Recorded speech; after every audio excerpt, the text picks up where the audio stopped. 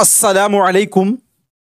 मैं निशात अहमद आप तमाम साथियों का बहुत बहुत इस्तकबाल करता हूँ, खैर मक़दम करता हूँ, वेलकम करता हूँ आपके अपने ही यूट्यूब चैनल जीएस ऑनलाइन पर। आज के इस क्लास में है मेयारी ज़बान, जिसको साथियों मानक भाषा बोलते हैं, जिसे इंग्लिश के अंदर स्टैंडर्ड लैंग्वेज बोलते हैं। देखिए कई तरीके से इसको साथियों इंडिकेट करते हैं। अगर आपको ये बोला जाए ज़बान वन, तो ज़बान वन से मुराद होता है मादरी ज़बान। और अगर साथियों आपको बोला जाए ज़बान टू, तो ज़बान टू से मुराद होता है मेयारी ज़बान। कौन सी ज़बान मुराद होती है? मेयारी ज़बान। और इसी को साथियों उर्दू में बोलते हैं हदफ़े ज़बान, यानी वो ज़बान जिसको आप सीखना चाहते हैं। इसी को साथियों हिंदी में बोलते हैं मानक भाषा। क्या बोलते हैं? मानक भाषा। ठीक है ना, याद रखिए। अब आगे देखते हैं।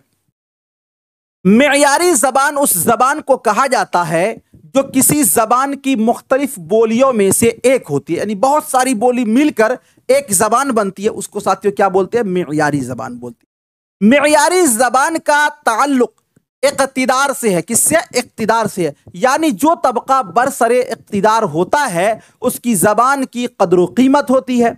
देखते हैं ना, गांव में जो मालदार होता है उसकी कदर कीमत, तो इसी तरह मेयारी ज़बान जो तबका बरसरे इक़्तिदार है उसकी कदर कीमत होती है, और वही ज़बान मेयारी ज़बान कहलाती है। जैसे कदीम हिंदुस्तान में ब्राह्मणों की ज़बान संस्कृत हुआ करती थी, यानी जो ब्राह्मण लोग थे उनकी जो ज़बान साथियों थी वो संस्कृत थी। संस्कृत क्या है? मेयारी ज़बान है।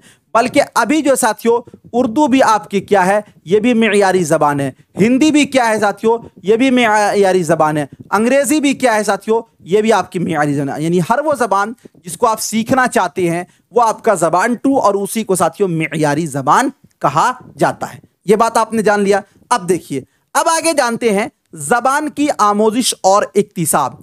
देखिए कल मैंने आपको बताया था आमोजिश का हिंदी क्या होगा, बताइए एक बार आप लोग। आमोजिश का हिंदी क्या होगा? आमोजिश को साथियों हिंदी में बोलते हैं अधिगम। क्या बोलते हैं? अधिगम। और इक्तिसाब को हिंदी में क्या बोलते हैं साथियों? अर्जन। क्या बोलते हैं? अर्जन। अरे आपको पढ़ाया भी हूं ये हिंदी में भी। ज़बान की आमोजिश और इक्तिसाब तजर्बात की बुनियाद पर बर्ताव में आने वाली निस्बतन मुस्तकिल तब्दीली को आमोजिश कहा जाता है। देखिए आप कोई चीज सीखेंगे, उसको जानेंगे, तो आप में क्या आएगी? तब्दीली आएगी ना। ऐसा तो नहीं है साथियों कि आप में बदलाव नहीं आएगा, तब्दीली आ जाएगी। तो वो जो तब्दीली है उसी का नाम क्या है? आमोजिश है। उसी का नाम क्या है? अधिगम है। इसीलिए बोलता है ना लोग, कह रहे तुम पढ़ लिख कर भी जाहिल हो, यानी पढ़ने लिखने के बाद भी तुम्हारे अंदर तब्दीली नहीं आई, तब ने लोग बोलता है कि तुम जाहिल हो। यानी जिस तरह जाहिल गाली गलौज कर रहा उस तरह तुम्हारी भाषा है, तब ने लोग बोलता है। यानी कहने का मतलब यह है कि जब तुमने सीख लिया तो तुम्हारे अंदर तब्दीली आनी चाहिए, तो वही तब्दीली का नाम क्या है? आमोजिश है। जबकि इक्तिसाब एक फितरी अमल है, यानी अर्जन एक आपका स्वाभाविक प्रक्रिया है। ठीक है, यह अमल पैदाइश के बाद से ही शुरू हो जाता है। कौन सा अमल? इक्तिसाब। और हर बच्चा तकरीबन 4 साल की उम्र तक अपनी मादरी ज़बान का इक्तिसाब कर लेता।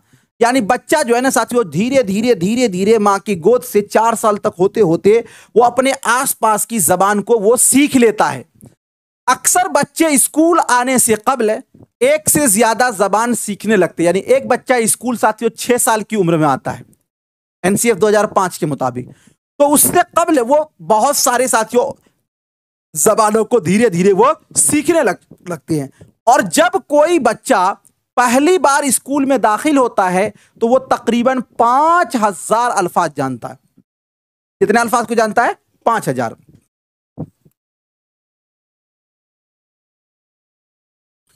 अब यहां पर 2-3 बातें आप याद रखिए कि हमने ये जाना कि 4 साल तक बच्चा जो है वो अपने मादरी ज़बान को सीख लेता है, और वो स्कूल आने से कबल वो दूसरी ज़बान से साथियों बहुत कुछ रूबरू हो चुका होता है।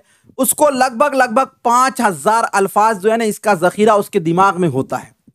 मतलब ये होता है कि एक बच्चा स्कूल आने से पहले वो दूसरी ज़बानों से वो लेस होता है। ठीक है ना, आगे चलते हैं। मादरी ज़बान गैर रस्मी और फितरी तौर पर माहौलियाती राबता से किया जाता है। देखिए रस्मी और गैर रस्मी आपको समझ लीजिए। पहले एक होता है रस्मी तरीका, दूसरा होता है गैर रस्मी तरीका। रस्मी तरीका क्या बोलते हैं? वो तरीका जिसके अंदर रस्म और रिवाज के तौर पर किया जाए। जैसे साथियों स्कूल, जैसे आपका मकतब, जैसे आपका कॉलेज, ये क्या है, एक रस्म रिवाज के तौर पर चलता। ऐसा नहीं कि इसके अंदर 24 घंटा पढ़ाई होती है, इसका टाइम टेबल होता है, उसी टाइम के अंदर आपको जाकर पढ़ना हुआ। तो ये रस्मी तरीका की तालीम हुई। तो रस्मी तरीका में जो तालीम होती है साथियों, वो मियारी तालीम होती है, यानी मियारी जबान सीखी जाती है। लेकिन जो आपकी मादरी जबान है वो गैर रस्मी। गैर रस्मी का मतलब ये हुआ कि जिसमें ना स्कूल की जरूरत, ना टीचर की जरूरत, ना किताब की जरूरत। तो आप घरेलू जबान सीखेंगे तो उसमें स्कूल, टीचर, किताब की जरूरत पड़ेगी नहीं। तो गोया के मादरी जबान गैर रस्मी और फितरी तौर पर माहौलियाती राब्ता से हासिल किया जाता है। यानी अगल बगल में लोग जैसे बोलते हैं वैसे आप भी बोलना सीख जाती हैं।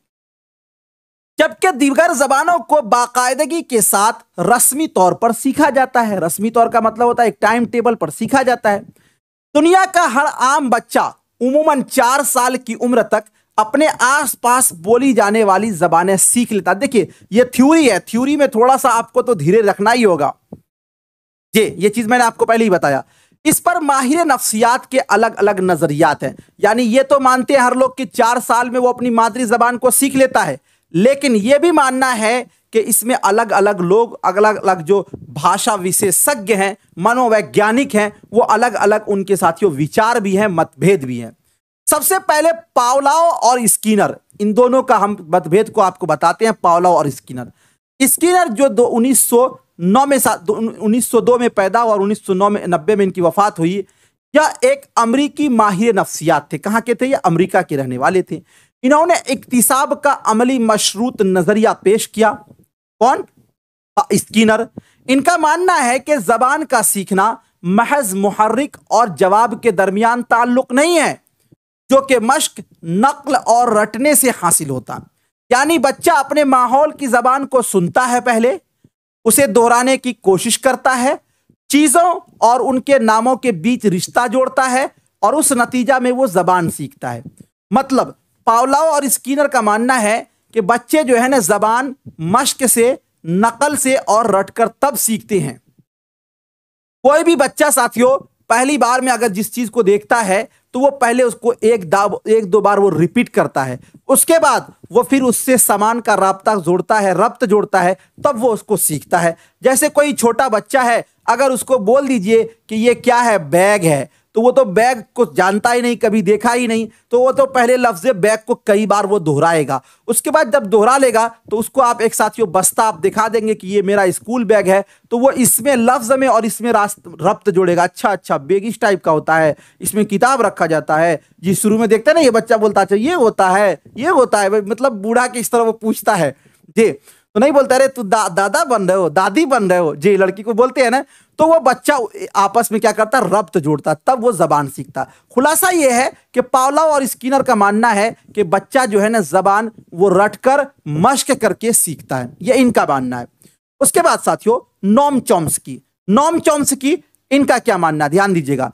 इब्राहम नोम चॉम्स्की 7 दिसंबर 1928 को अमेरिका में पैदा हुए। ये भी एक माहिर लिसानियात हैं।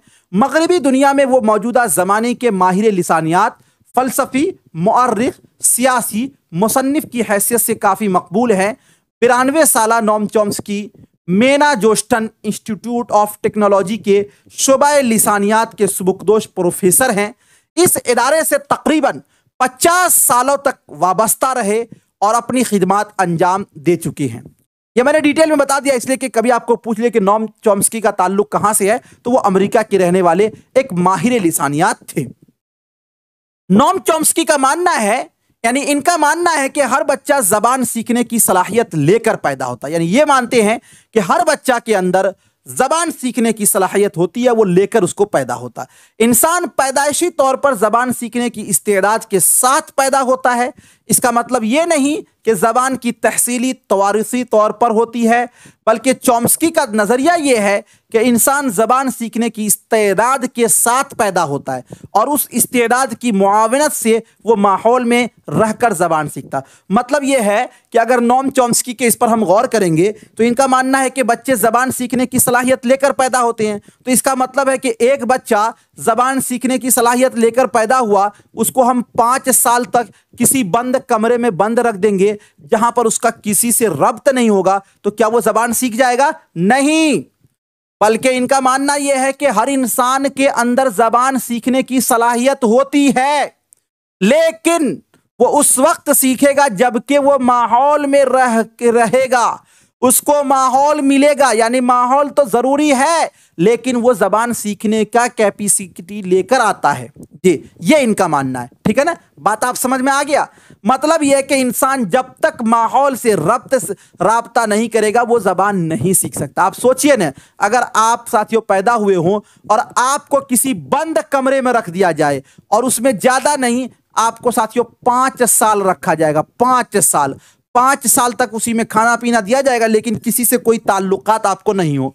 तो 5 साल के बाद जब आप बाहर निकालिएगा ना, तो आप तो किसी को पहचानिएगा तो नहीं, लेकिन किसी से बोल भी नहीं सकते। आप सीख लेंगे नहीं, मतलब पता ये चला कि सीखने की सलाहियत तो थी, लेकिन आपको वो माहौल नहीं मिला। इसलिए बच्चा सीखने की सलाहियत लेकर तो आता है, लेकिन उसको वो माहौल नहीं मिल पाता। ठीक है, चलिए। पियाजे और वायुगोत्स्की, देखिए वायुगोत्स्की और वायुगोत्स्की दोनों रहता है, ये जीन पियाजे और वायुगोत्स्की का। जीन पियाजे 1896 में पैदा हुए, 1980 में इनकी वफात हुई। एक मशहूर माहिर नफ्सियात थे जिनका ताल्लुक स्विट्जरलैंड से था। वो इल्मुल हैवानात में तरबियत याफ्ता थे। पियाजे का मानना है कि दिमाग एक कोरी सिलेट के मानिंद है, जबान दिगर वफाकी निज़ामों की तरह गर्दो पेश के साथ तामुल के नतीजा में नशोनुमा पाती है। पियाजे का नजरिया तामीराती है, जिसके मुताबिक बच्चा हवासे खमसा के जरिया इल्मी निज़ाम की तश्कील करता। यानी जिन पियाजे का मानना है कि बच्चे का जो दिमाग होता है ना, वो कोरी सलेट का मतलब होता, सिलेट का मतलब होता है वो सिलेट जिस पर कुछ नहीं लिखा गया हो। अगर मान लीजिए साथियों एक सिलेट है, इस पर कुछ नहीं लिखा गया, तो आपको जो मर्जी सो लिख सकते हैं। ठीक है ना, तो इनका मानना है कि बच्चे का जो दिमाग है वो एक कोरी सिलेट के मानिंद है। अब ये इस कोरी सिलेट के अंदर जो जो चीज भरा जाएगा वो सीख लेगा। अब ये कैसे भरा जाएगा, तो वो हवासे खमसा के जरिया। हवासे खमसा, हवास साथियों हिस्स की जमा है और खमसा के माने होते हैं 5 के। यानी एक 5 अज्जा हैं जिससे हम चीजों को महसूस करते हैं। जैसे साथियों चीजों को सुनकर, चीजों को चख कर, चीजों को सूंघ कर, चीजों को टच करके, ये हवासे खमसा में आते हैं। ठीक है ना, तो ये हवासे खमसा जिसको साथियों हिंदी में इंद्रिया बोला जाता है। तो जिन पियाजे का मानना है कि बच्चे हवासे खमसा के जरिया जबान सीखते हैं। ठीक है, अब देखिए वायुगोत्स्की जो कि 1896 में पैदा हुए, 1934 में इनकी वफात हुई। इनका शुमार शुबाए नफ्सियात में एक तश्कीली मुफक्किर के तौर पर किया जाता है। इनका ताल्लुक रूस से था। इन्होंने इंसानी सकाफत और हयाती समाजी नशोनुमा का नजरिया पेश किया है, जबकि वायुगोत्स्की के मुताबिक जबान समाजी राब्ता का नजरिया है।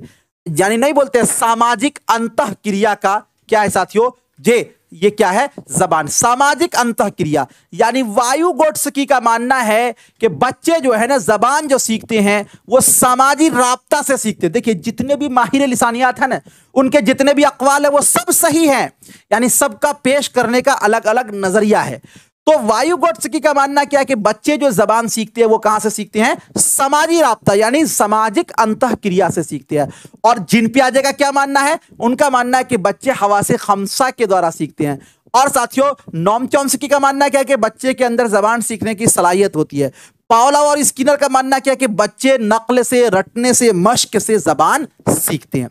अब उसके बाद देखिए जबान की नशोनुमा के दौरान बच्चा 2 तरह की बोली बोलता है। यानी जब बच्चे के साथ जबान का नशोनुमा होता है तो वो 2 तरह की बोली बोलता है। एक बोलता है अनाप्रस्थ और दूसरी समाजी। अनाप्रस्थ का मतलब ये होता है कि जिसके अंदर वो अपने आप को ही मुखातब करता है। जैसे एक बच्चा हग्गू हग्गू हग्गू हग्गू, यानी कोई भी बात बोलिएगा तो वो अपने आप को ही मुखातिब करेगा, किसी दूसरे को नहीं करेगा।